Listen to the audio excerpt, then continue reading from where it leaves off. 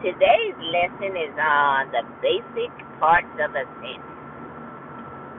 If you remember your parts of speech, there are 8 of them: noun, adjective, pronoun, verb, adverb, conjunctions, prepositions, and interjections. All 8 of those parts of speech help to form sentences in English. And in order to be a better reader, a better writer, a better speaker, you need to understand how those parts of speech are supposed to operate. Now, when you make a usage error or an English grammatical error, you have violated one of the rules of the 8 parts of speech, because there are rules for how you have to use words in English. So let's start with the basic sentence. A noun can be a subject. For example, a boy. Boy is a noun because the boy is a person. Remember, a noun names a person, place, thing, or idea.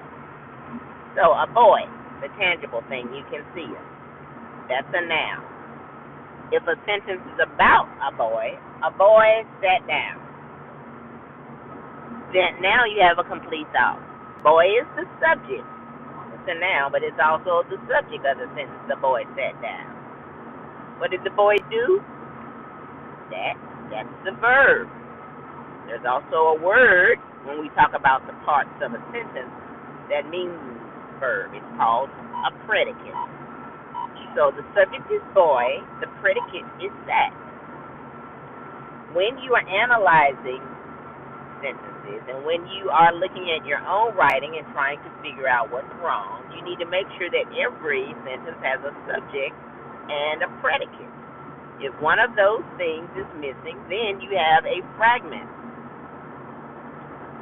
So, if I ask you to picture the boy, and I say, close your eyes, and then I change my sentence, I modify it a little bit by providing an adjective, a word that describes the boy.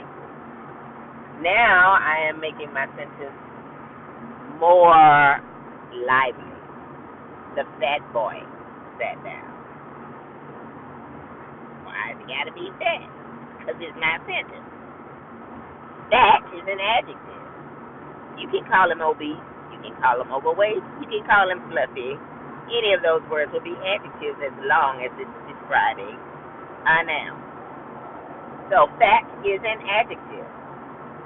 Now if I even add more words to the sentence and say, the fat boy sat down and broke his mama's chair. He did 2 things. He sat and he broke. Do I have a thing against fat people? No, I'm right on the fluffy side myself.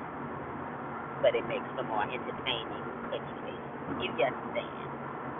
Alright, so you have a subject, boy.